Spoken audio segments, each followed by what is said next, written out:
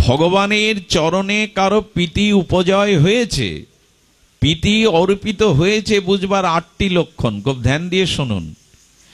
যদি রাধারানী চরণে, শ্রী গৌর গোবিন্দ চরণে আপনার কিঞ্চিত হৃদয়ের স্নিগ্ধ প্রীতি ভালোবাসা অর্পিত হয়, তবে আপনি 8টি লক্ষণ দ্বারা তা বুঝবেন।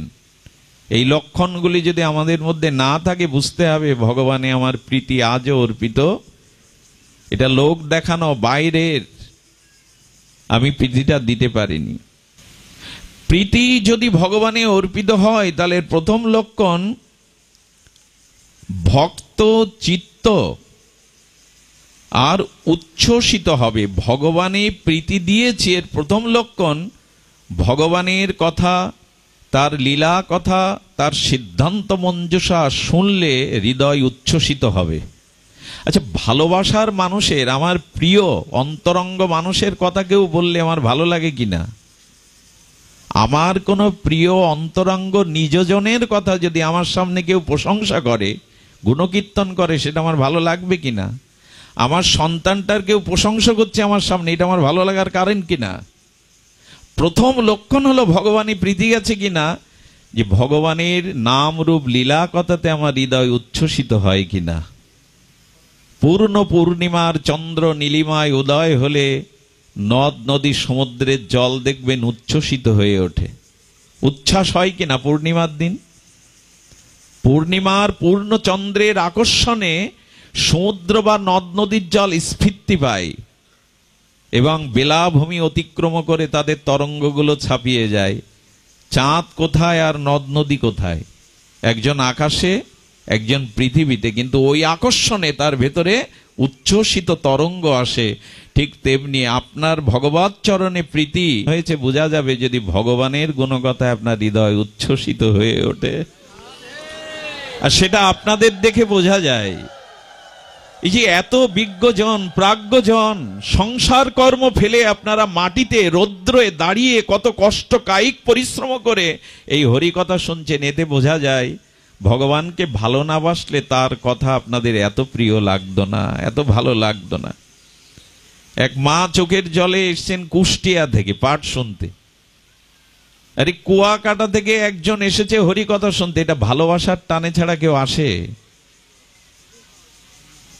ভগবানকে যে আপনি টেকনাফ কত দূর থেকে এসছেন, তারা এটাই প্রমাণ করে ভালোবাসার প্রীতির 8টি লক্ষণে হলো যে তার নাম রূপ লীলাতে হৃদয় উচ্ছ্বসিত হবে। এটি যদি না হয়, জানবেন প্রীতি সঞ্চার হয়নি। দ্বিতীয় হলো মমতা দ্বারা শ্রী ভগবানের বেষ্টিত করা। দেখবেন প্রীতির দ্বিতীয় লক্ষণ হলো মমতা। যার কথা শুনছেন, যাকে ভালো লাগছে, যার কথা শ্রবণে চিত্ত উচ্ছ্বসিত হচ্ছে, ধীরে ধীরে সেটা দেখবেন মমতায় রূপ নেয়। নেয় কি না? কই আপনাদের সাথে আমার তো কোনো ব্লাড কানেকশন নেই, কোনো চাওয়া পাওয়ার সম্পর্ক নেই, কিন্তু মুখগুলো দেখলেই মনে হয় কোথায় একটা মমতা জড়ানো আছে, ভালো লাগা জড়ানো আছে। এটা কেন?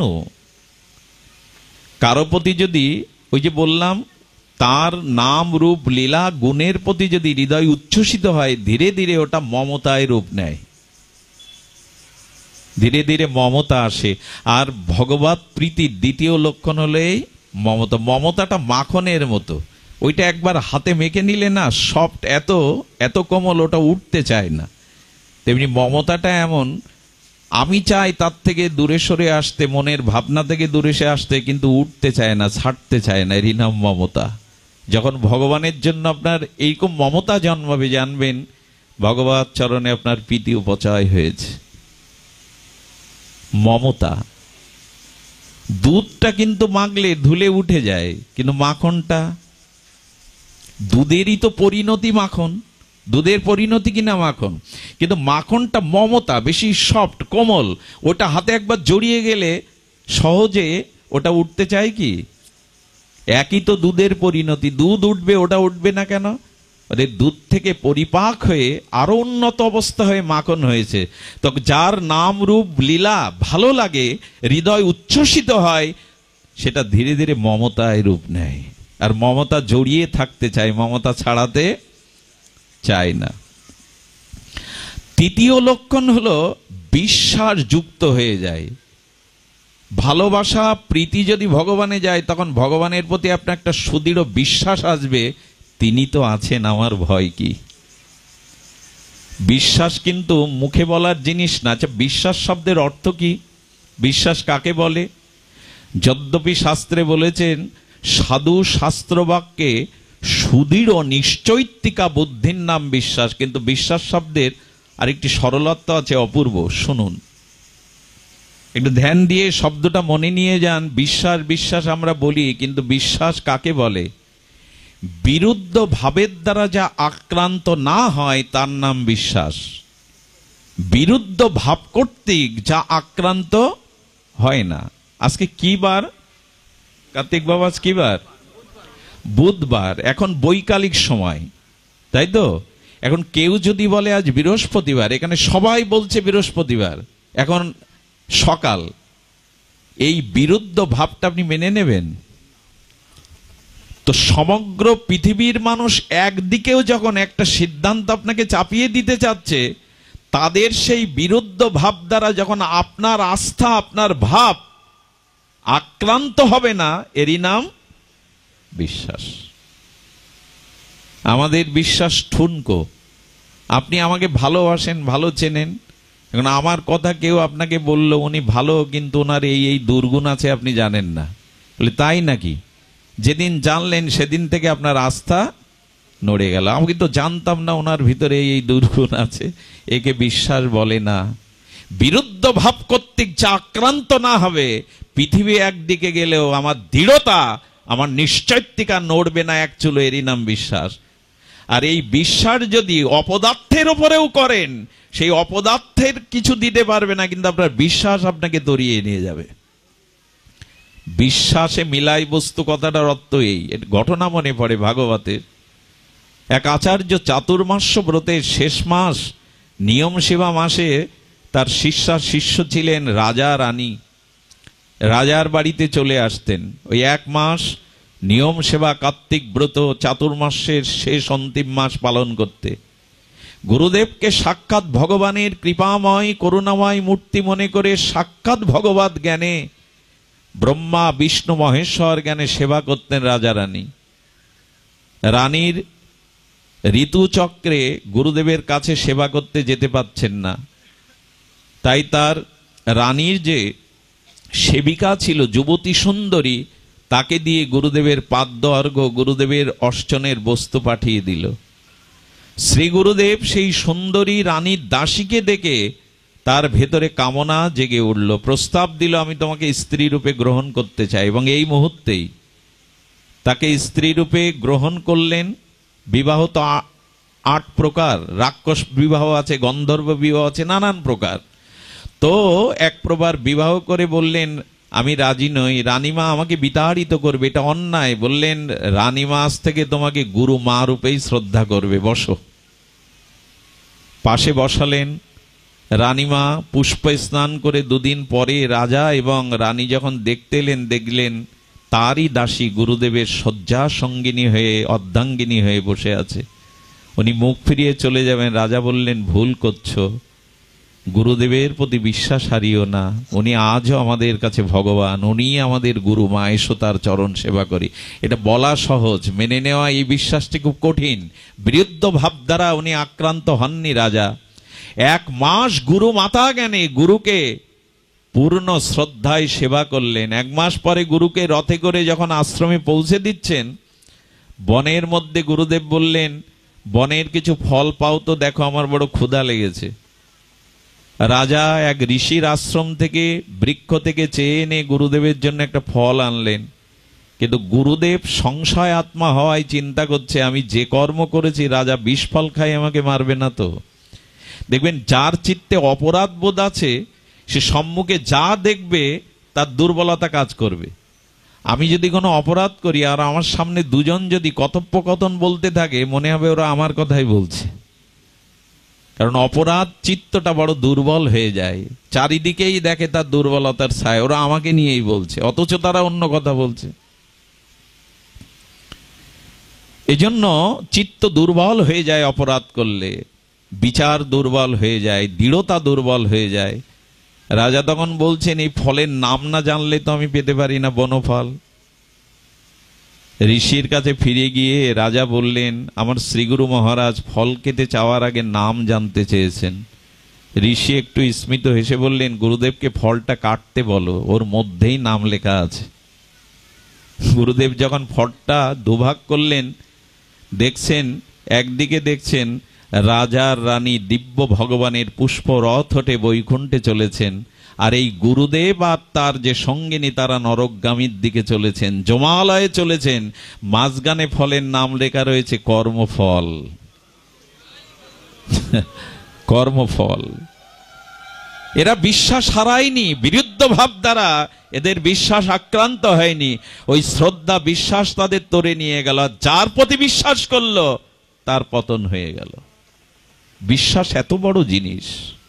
এই জন্য যার প্রতি একবার আস্থা বিশ্বাস এনেছেন, সৎ সাধু বিশ্বাস হারা হবেন না। বিশ্বাসই আপনাকে লক্ষ্যে পৌঁছে দেবে। এই জন্য বললেন, প্রীতি বা ভালোবাসার একটা লক্ষণ হলো বিশ্বাস যুক্ত করে দেয়। যাকে ভালোবেসেছেন, যাকে মন দিয়েছেন, তার প্রতি একটা প্রগাঢ় বিশ্বাস আছে, সে আমাকে ক্ষতি করবে না, সে ঠকাবে না। আচ্ছা, প্রিয় বা অতিশয় প্রিয়তা দ্বারা অভিমান বিশিষ্ট সৃষ্টি করে। এই দেখুন প্রীতির লক্ষণ কটা বললাম? 8টা। আমরা 4-এ এসছি। প্রিয়তা অতিশয় দ্বারা অভিমান সৃষ্টি করে। যার প্রতি খুব প্রীতি আছে, ভালোবাসা আছে, মাঝে মাঝে প্রীতির অতিশয়োক্ত দশায় অভিমান আসে তার প্রতি। আমাকে ডাকলো না, আমার দিকে একবার চাইলো না। বুঝতে পারছেন তো? প্রীতির লক্ষণে 4 নম্বর লক্ষণ হলো প্রীতি অতিশয় সুপ্ত, নিবেদিত হতে হতে তার প্রতি একটা অভিমান চলে আসে। কিন্তু যাকে ভালোবাসা যায় না তার প্রতি অভিমান আসে। এর মাঝে মাঝে মন্দিরে গিয়ে বাবাদের মতো যারা, তারা গোবিন্দকে বলে, বলো আজকে তোমার মুখ শুকনো কেন, হাসছো না কেন?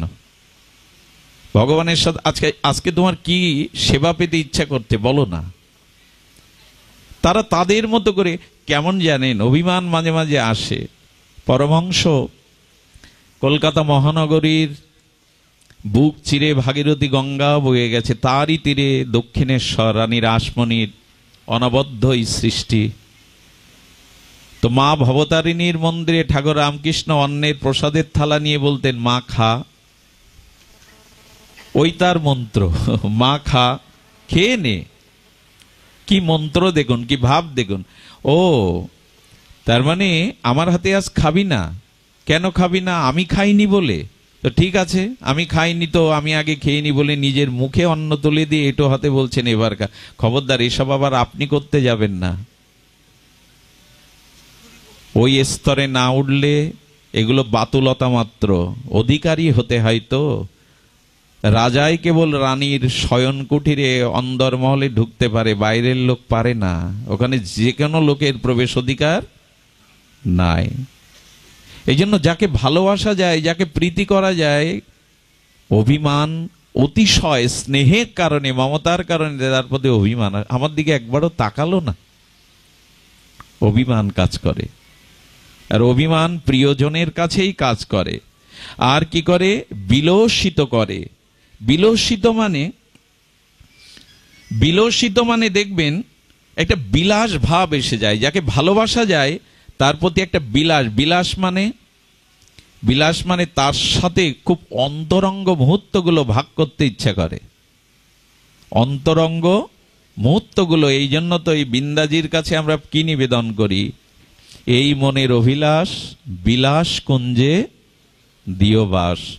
বিলাস মানে কি জানেন? একান্ত তিনি যেখানে, আর রসব্রহ্ম রসিক শেখর রসিকেন্দ্র মৌলি যে রসময় লীলা করেন, সেই রসময় বিলসিত স্থানে যেতে ইচ্ছা করে, তাকে নিয়ে বিলাস করতে ইচ্ছা করে। মাঝে মাঝে আছে না, প্রিয়দের নিয়ে পার্কে যাওয়া, বেড়াতে যাওয়া, দার্জিলিংয়ে যাওয়া, এটা বিলাস আসে। আর এই ভগবানকে প্রীতি করলে একটা বিলসিত ভাব তার মধ্যে এসে যায়। আর একটা কি হয়? প্রচুর লোভের জন্ম হয়। লোভ নরকের দুয়ার না, ওই যে তালার চাবিটা যদি উল্টো দিকে যায় খুলে গেল। লোভ থাকুক, তবে লোভ ভগবানের ভজনে থাকুক, ভগবানের রূপে থাকুক, ভগবানের মাধুর্যে থাকুক, তার লীলাধাম বৃন্দাবনে থাকুক। লোভ না হলে কিন্তু, লোভের একটা সংজ্ঞা হলো কি, যা নিয়ম বিধি মানে না তারই নাম, সব নিয়মকে লঙ্ঘন করে। লোভ যদি প্রচুর হয়, এই জন্য গোপীরা দেখা যায় তারা বৈদিক কোন শাস্ত্রের নিয়ম, আচ্ছা লোভ অতি হলে কি হয় জানেন? এটো খাওয়ানো যায় ভগবানকে। আপনি পারবেন? স্বাভাবিক আপনার গালের এটো খাওয়াতে পারবেন? গোপীরা বা রাধারানী তম্বল চর্বিত করে গোবিন্দের গালে তুলে দিত, এই নাও খাও। পারবেন আপনি? লোভ জাগে। লোভ জাগে মানে ভেতরে লোভ হয়, যদি আমিও এমন করে তাকে ভালোবাসতে পারতাম। সকারা যেমন কাঁধে চড়েছেন, কাঁধে উঠেছেন, একটু ফল খাইয়েছেন, এই ফলটা মিষ্টি, এটা আমি তাকে খাওয়াবো। এই যে লোভ আমাদের যদি একটু ওই দিকে ঘুরে যায়, তবে লোভ সাধুসঙ্গ, হরিকথা, ভগবত সেবাই যদি লোভ জেগে যায়, লোভ জাগবেই। যার প্রতি ভালোবাসা আছে তার প্রতি লোভ জাগবেই। প্রচুর লোভ শব্দটা দিয়েছেন গোস্বামী, প্রচুর লোভ জাগবে।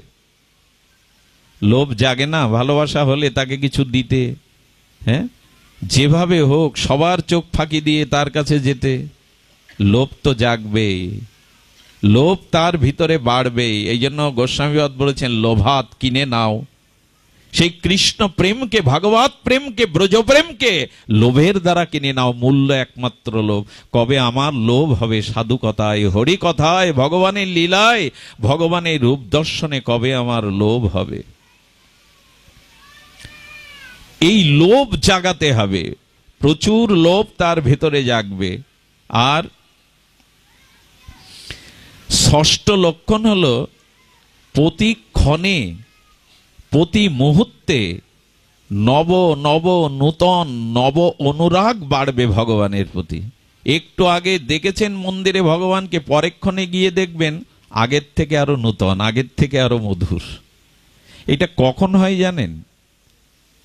আপনারা কখনো সমুদ্রের তীরে যাবেন, সেটা দীঘা হোক, কক্সবাজার হোক বা কুয়াকাটা হোক, যেখানে হোক, ওইখানে অস্তগামী পশ্চিম দিগন্তে সূর্যের অস্ত যাওয়ার যে পূর্ব মুহূর্ত গোধূলি, এই গোধূলিতে একবার ওই দিকে তাকাবেন, দেখবেন পূর্ব দিগন্তটা নিত্য নব অনুরাগের রং বদলায়, মুহুমুহু রং বদলায়।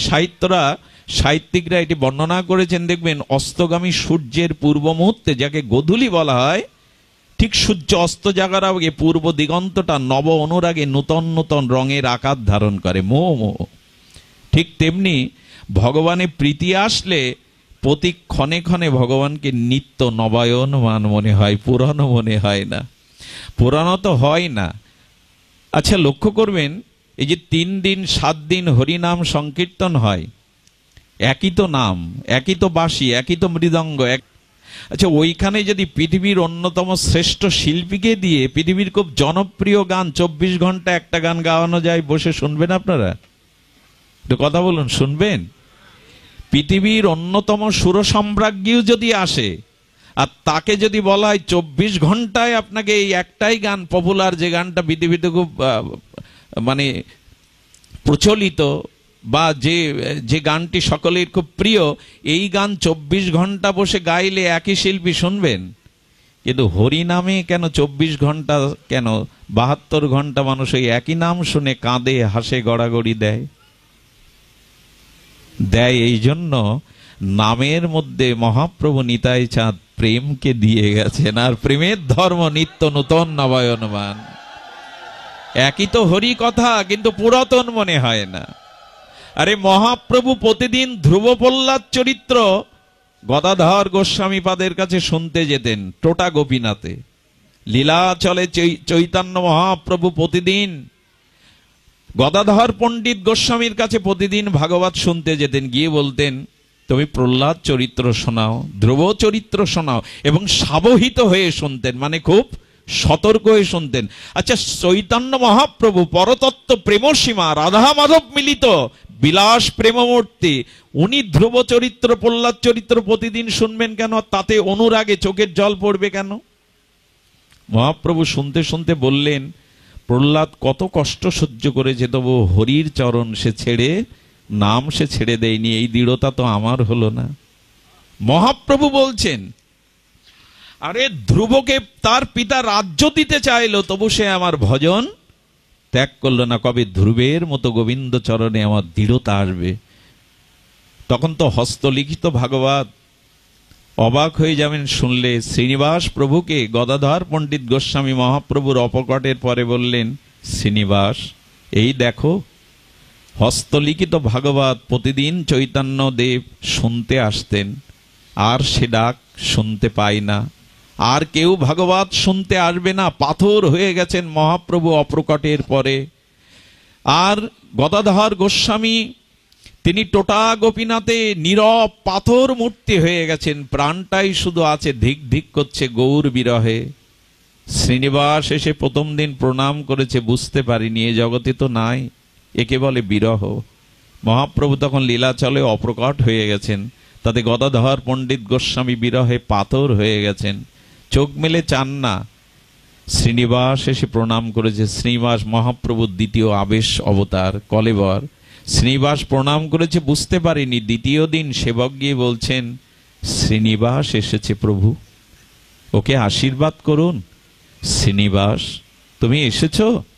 মহাপ্রভু স্বপ্নেতে আমাকে বলেছে তুমি আসবে, তোমার উপরে অনেক দায়িত্ব। এই দেখো, এই দেখো তোমার প্রভু প্রতিদিন এসে ডাকতো গদাধর, সে ডাক আর কেউ ডাকে না। এই দেখো ভাগবত শুনতে শুনতে প্রভুর চোখের জলে এই ভাগবতের হস্তলিখিত অক্ষরগুলো ভেসে গেছে কেমন দেখো। অর্থাৎ প্রভু প্রতিদিন ভাগবত শুনতে শুনতে তার চোখের জলে হস্তলিখিত ভাগবতের অক্ষরগুলো ভেসে গেছে। একে কি বলে?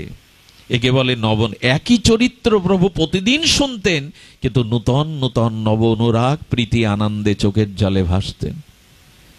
দেখুন, ভাগবত শ্রবণ করে যদি আপনার মনে হয় আরে এই কথা তো আগের দিনও শুনেছি আমি, আজ আবার কি শুনবো, এতে যদি আপনার এ জাতীয় বোধ আসে, তাহলে ভাগবত আপনাকে কৃপা করবে না। সামান্য জগতের প্রপঞ্চময় জগতের অন্ন তো প্রতিদিন পাই আমরা বাঙালি, তাতে কি অরুচি আসে? বরঞ্চ একদিন অন্ন না পেয়ে অন্য কিছু পেলে তাতেই অরুচি আসে। অন্ন যদি প্রতিদিন রুচিকর হয়, তো ভগবানের দিব্য কথা, দিব্য নাম, নব অনুরাগ কেন হবে না? নিত্য নূতন কেন হবে না? আমি আপনাদের প্রেমের একটা সংজ্ঞা বলি। প্রেম আপনার ভিতরে তখনই আছে বুঝবেন যখন পিপাসা মিটবে না। উত্তরোত্তর যখন পিপাসা বাড়বে, তারই নাম প্রীতি, তারই নাম প্রেম। কিন্তু একবার যদি পিপাসা মিটে যায়, সেটা প্রেম নয়। আর জ্ঞান তখনই থেমে যাবে যখন আপনি তৃপ্তি পাবেন। জানতে জানতে, জ্ঞানের অনুশীলন করতে করতে যখন বুঝবেন আমি সব জেনে গেছি, আমার তৃপ্তি হয়ে গেছে, তখন জ্ঞান থেমে যাবে। জ্ঞানে তৃপ্তি হয় না, আর প্রেমে কখনো পিপাসা মেটে না। এই জন্য রাধারানী গোবিন্দ ওই যে গোধূলি বেলায় গোখুর উচ্ছরিত শ্রীগোবিন্দের কমল বদনখানায় গোখুর উচ্ছরিত ব্রজের ধুলাগুলি গিয়ে আর ঘর্মে পড়েছে বৃন্দাবনের ব্রজের ধুলি। শ্রী গোবিন্দ উত্তর গোষ্ঠে আসছেন পথশ্রান্ত ক্লান্ত হয়ে, সে তো ঘর্মবিন্দু মহাপ্রভুর কোমল বদনে বিন্দু বিন্দু হয়েছে। কুন্তলবাহ মহাপ্রভুর চুলগুলো, এই শ্রী গোবিন্দের কেশরাজিগুলো, কোকড়ানো চুলগুলো এসে পড়েছে ওতে ঘামের বিন্দু। আর গোখুর উত্থিত ব্রজ রজ সেই মুখে এসে পড়ছে। গোপীগণ গোবিন্দ পানে, রাধারানী গোবিন্দ পানে যমুনা পলি নিয়ে দেখে গোবিন্দের বদন দর্শন করে মনে হচ্ছে জীবনে যেন এই প্রথম তাকে দেখছি। সব সময় দেখে, তবু মনে হচ্ছে এই যেন প্রথম দেখছি। কিন্তু যখন চোখের পলক পড়ল, তখন গোপীগণ, ব্রজসুন্দরীগণ বিধাতাকে, ব্রহ্মাকে গালি দিতে শুরু করেছে। বিধাতা, তুমি রসিক নও, তুমি রস সৃজন জানো না। এই অসামধ্য মাধুর্য রূপ দেখতে দুটো চোখ দেয় কখনো? বিধাতাকে গালি দেয় কেউ যে তুমি দুটো চোখ কেন দিয়েছো? কারণ এই রূপ দেখতে কোটি আঁখি দিল না বিধি, দিল মাত্র দুই, তার মাঝে নিমেষ দিল কি দেখিব মুই। বিধাতাকে গালি দিচ্ছে গোপীরা, তুমি যোগ্য সৃজন জানো না, তুমি রসিক নও, কারণ এমন মাধুর্য রূপ দেখতে কেউ দুটো চোখ দেয়, কোটি আঁখি কেন দিলে না। একে বলে নিত্য নূতন। একই জনকে দেখছে তারা, কিন্তু প্রথম দর্শনে মনে হচ্ছে এই প্রথম দেখলাম তাকে, এর আগে কখনো। কৃষ্ণ নাম রাধারানীর কর্ণে প্রবেশ করলে মনে হয় এই প্রথম প্রিয়র নাম শুনলাম, এর আগে এরকম হয়তো আমাদের।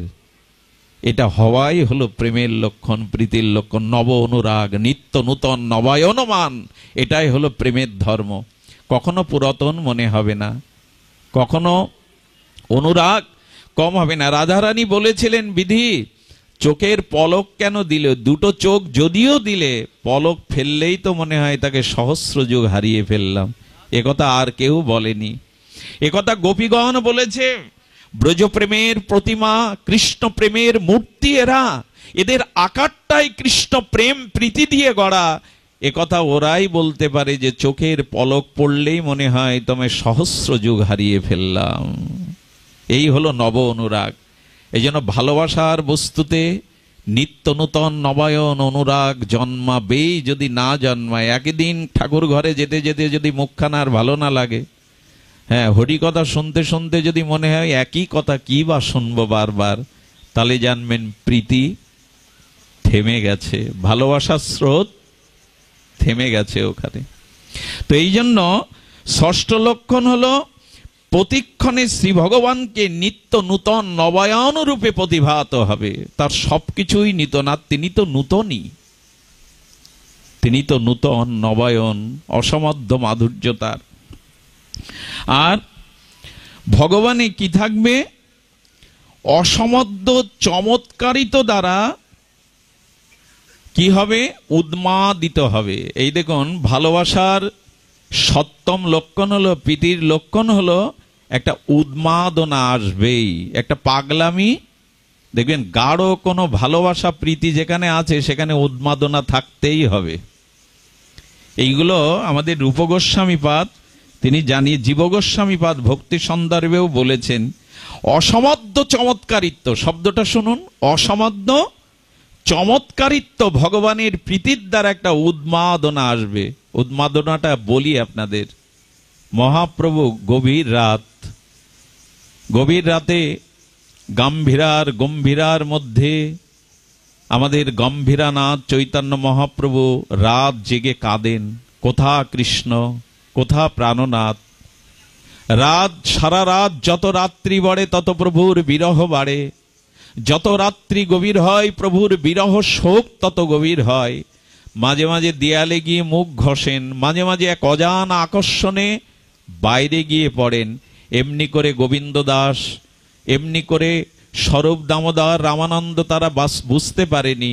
মহাপ্রভু ছুটতে ছুটতে উন্মাদনায় সমুদ্রের তীরে এসেছেন। খুব ভালো করে লক্ষ্য করুন, দিনটা ছিল পূর্ণিমা। সেই পূর্ণিমার স্বচ্ছ স্নিগ্ধ জ্যোতিকিরণে সমুদ্রের জলটা দেখা যাচ্ছে। সমুদ্রের মধ্যে চন্দ্রের যে প্রতিভাত হয়েছে, ওটা দেখে কৃষ্ণ বদন মনে করে মহাপ্রভু ঝাঁপ দিয়েছে সমুদ্রে। একে বলে উন্মাদনা।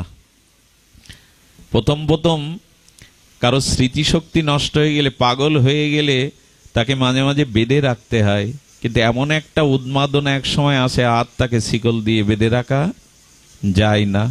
মহাপ্রভু চন্দ্র দর্শন করে গোবিন্দ বদন মনে করে উন্মাদনায় সেই সমুদ্রেই ঝাঁপ দিয়েছে হা কৃষ্ণ বলে। যখনই ঝাঁপ দিয়েছে, এই উন্মাদনায় প্রভুর বদন মনে করে ঝাঁপ দিয়েছে। ঝাঁপ দিয়ে কি হয়েছে জানেন?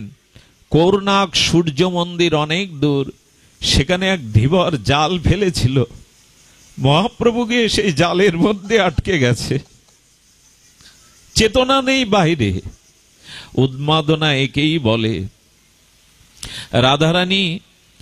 রাধারানী মাঝে মাঝে যমুনায়, রাধারানী একবার যমুনায় গেছে, আর এই যমুনায় গিয়ে নিজের মুখচ্ছবি দেখার বাদে ওখানে গোবিন্দের মুখচ্ছবি দেখছে, নিজের মুখচ্ছবি দেখছে না। কারণ নয়ন মনে তো ওই রূপটাই, অন্য কোন রূপ। রাধারানীকে কে যেন কেশবিন্যাস করছে, চুল বেঁধে দিচ্ছে। রাধারানীর সামনে দর্পণ রেখে বলতে, দেখ তো রায়, দেখ তো কেমন তোর বদন। রাধারানী দর্পণের মধ্যে দেখছেন নিজের বদন না, গোবিন্দ বদনী। প্রীতির এই ধর্ম, চারিদিকে শুধু তাকেই দেখা যায়।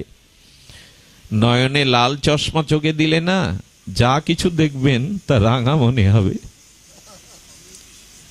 ভগবানকে যারা শুধু মন্দিরে দেখে, এরা প্রকৃষ্ট ভক্ত না, এরা সাধারণ ভক্ত। যখন প্রিয় পরম ভগবানকে সবার মধ্যে দেখবেন, সবখানে দেখবেন, তখনই জানবেন আপনার ভালোবাসাটা গাঢ় হয়েছে। এটাই সাত্ত্বিক দেখা, সকলের মধ্যে তাকে দেখা। এতে আর পতন হয় না জানেন, এতে আর বিস্মরণ হয়। সবার মধ্যে যদি তিনি থাকেন, তাকে হারাবার তো জায়গা নাই। এই জন্য রাধারানী স্বচ্ছ বস্তুতে যখন নিজের বদন দেখতে চান, নয়ন মনে প্রীতিময় গোবিন্দের বদনটাই দেখেন। এইসব কথা খুব অনুভূতির কথা, ভাষা দিয়ে, কারণ অনুভূতির রাজ্যে ভাষা পৌঁছায় না। অনুভূতিটা নীরব রাজ্য, ওখানে ভাষা পৌঁছায় না। এই জন্য মহাত্মারা বলেছেন, বোঝে যার বোঝে প্রাণ যার।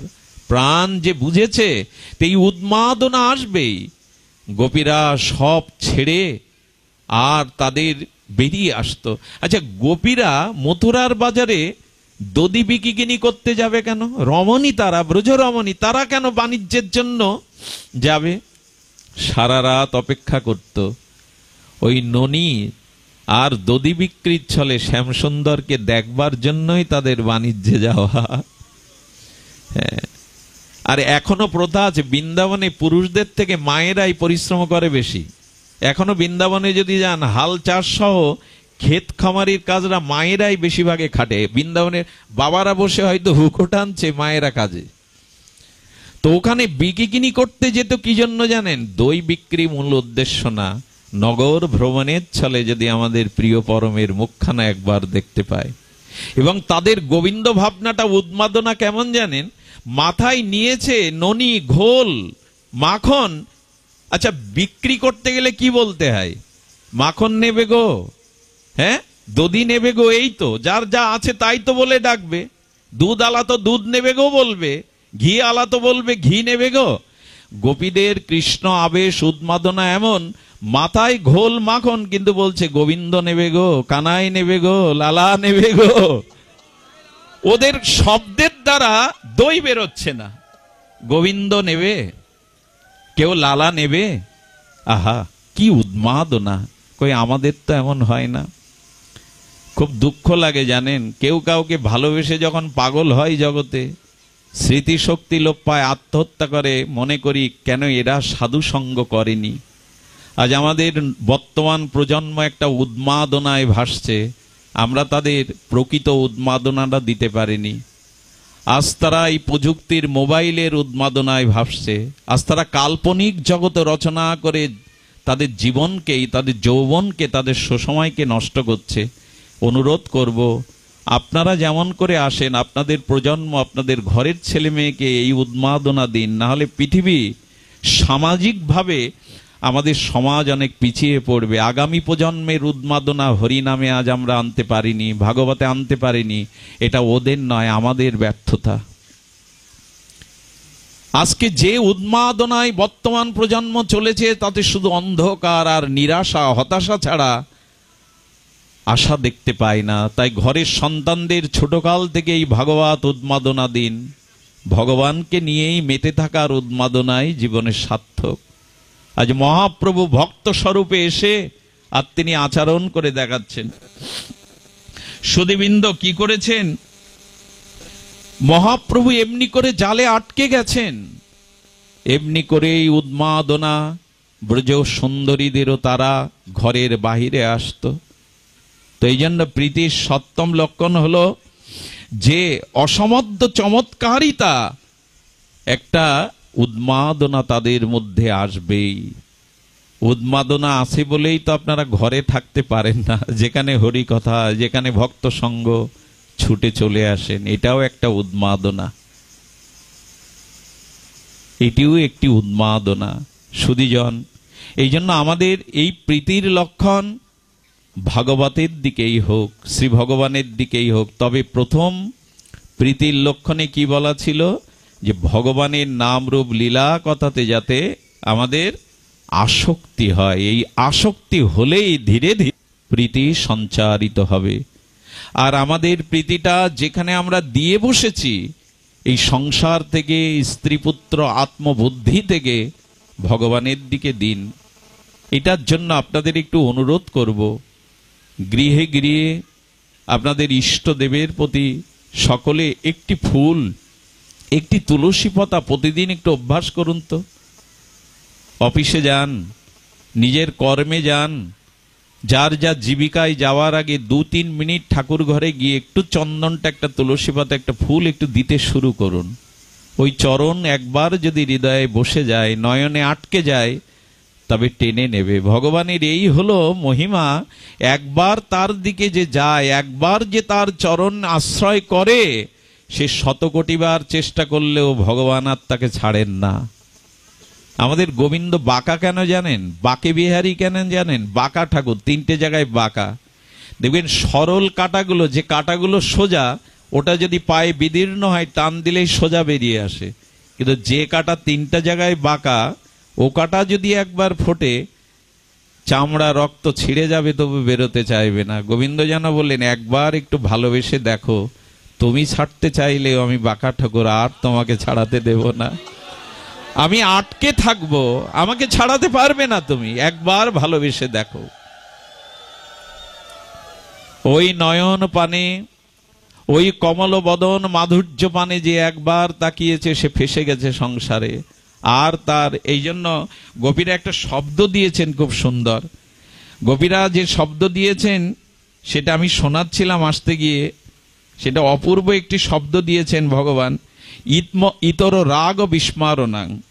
এখানে গোস্বামী গুরুদেব গ্রন্থে বলছেন অপূর্ব, ইতর রাগ বিস্মারণাং। তার মানে যদি একবার ভগবানকে আপনার ভালো লেগে যায়, যদি তার চরণে কিঞ্চিত আসক্তি রতি জন্মায়, তবে কি বলেছেন গোপীরা? অধরামৃতম চুম্বিতং ইতর রাগ বিস্মারণাং। একবার যদি গোবিন্দের অধরামৃত ভালো লেগে যায়, একবার যদি গোবিন্দের চরণ সৌন্দর্য হৃদয়ে আবেশ আসে, একবার যদি তার অসমদ্য মাধুর্য রূপ মাধুরী নয়নে আপনার সৌন্দর্য বর্ধন করে, তবে জানবেন ইতর রাগ বিস্মারণাং। ইতর মানে নিচ, ইতর মানে ছোট, নিকৃষ্ট। এই বস্তুর দিকে আর আপনার মনের গতি যাবে না। ভগবানকে ভালোবাসার এটাই হলো লক্ষণ। কি করে বোঝায়? আচ্ছা, কেউ যদি চিটে গুড় খায়, তাকে যদি চিনি দেন, ইক্ষু রস দ্বারা খাঁটি চিনি, চিটে গুড় খাবে কি বাবা? চিটে গুড় তার রুচিকর হবে? আচ্ছা, চিনি দিতে দিতে যদি মিশ্রি দেন, ভালো লাগবে কিনা? চিনির থেকে মিশ্রিটা আরো আস্বাদ্য কিনা? আচ্ছা, মিশ্রি দিতে যদি দুলালের তাল মিশ্রি দেন, শ্বেত মিশ্রি, তা আরো ভালো লাগবে। আচ্ছা, মিশ্রি বা চিবাই কজন, যদি টাটকা মধু দেওয়া যায় তাকে, এটা একটার থেকে একটা উৎকৃষ্ট কিনা? আচ্ছা, কারো হাতে সোনার আংটি, সোনার নয়, কারো হাতে লোহার কোন একটা অঙ্গুরি আছে, ওখানে যদি তামার দেওয়া যায়, তার মান বাড়বে কিনা? আচ্ছা, তামাটা যদি থাকতে থাকতে রূপোর আংটি দেওয়া যায়, তামার মান নিচে হবে কিনা? রুচি কমবে না কিনা? আচ্ছা, যদি রূপো দিতে দিতে সোনার অঙ্গুরি দেয়া হয়, রূপোর অঙ্গুরির প্রতি তার আসক্তি কমবে কিনা? উত্তরোত্তর বিড়বি পাবে কিনা? আচ্ছা, সোনারটা বলে যদি হীরার আংটি দেওয়া যায়, এটা যেমন ক্রম অপরকে অরুচিকর মনে করে পরেরটা উন্নত উৎকর্ষ রুচি হয়, তেমনি একবার যে গোবিন্দের অধরামৃত পেয়েছে, একবার যে তার চরণামৃত পেয়েছে, ইতর রাগ বিস্মারণাং। জগতে আর কোন রূপ, আর কোন বস্তু তার কাছে আর ভালো লাগার বিষয়বস্তু হবে না। আসলে মধু পাইনি বলেই তো চিটে গুড় আমরা আস্বাদন করছি। একবার যদি ভালো লেগে যায়, একবার যদি ওই রূপ নয়নে ধরে যায়, একবার যদি হৃদয়ে ওই চরণ সৌন্দর্য মাধুর্য বিকশিত হয়, এই জগতে আর কোন রূপ ভালো লাগবে না। কেন বলছি জানেন? এটা যুক্তি আছে। আচ্ছা, সূর্যের মধ্যে রংধেনু আছে কিনা? সূর্যে কটা রং আছে? 7টি রং। আর এই রংধনুর যে রং, এ কি করে জানেন? আচ্ছা, কোন কোন গাছের ফুল শ্বেত শুভ্র সাদা, কোনটা নীল, কোনটা লাল, এই রং এরা কোথা থেকে পায়? একই পাতাবাহারের পাতায় দেখবেন 2-3 রকম কালার, হলুদ কালার, সবুজ কালার আছে না পাতাবাহারে? তো একই পাতায় একই মাটির মধ্যেই বৈচিত্র্য রঙের বাহার কোথা থেকে আসে? ধ্যান দিন, আমাদের সনাতন ধর্ম অত্যন্ত বৈজ্ঞানিক। আমাদের সনাতন ধর্মের এমন কোনো বিধিবিধান নাই যেটা অবৈজ্ঞানিক। আজও এটা প্রমাণ করতে কেউ সক্ষম হয়নি। আরে বাবা, পুরনো দিনে ঠাকুরমারা গোবর ছড়া দিত, এখন তো ডেটল দিয়েই ঘর মোছো। সেই বিধানটাই তো রাখতে হচ্ছে। আজ কেন তুলসী গাছের কদর সারা বিশ্বব্যাপী বাড়ছে? তুলসীকে রাখো, একটা বটবৃক্ষ যে স্নিগ্ধ শুদ্ধ অক্সিজেন দেয়, গাছ একটা তুলসী বৃক্ষ বাড়ির মধ্যে সেই অক্সিজেন সরবরাহ করতে পারে। এখানে অনেক রোগ প্রতিরোধক ক্ষমতা বাসাতে জীবাণুগুলো আসতে দেয় নাই তুলসী। সনাতন হিন্দুর কোন বিধান অবৈজ্ঞানিক রূপে আজও প্রমাণ করতে কারো সাহসী হয়নি। এ ঋষি অনুশাসিত ধর্ম, এ ধর্মে কোনো আবেগের স্থান নাই, অবৈজ্ঞানিক অযৌক্তিক কোনো কিছু নাই।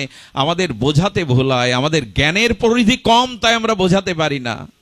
সারা বিশ্ব তাকিয়ে আছে আজকের এই সনাতন গবেষণার দিকে।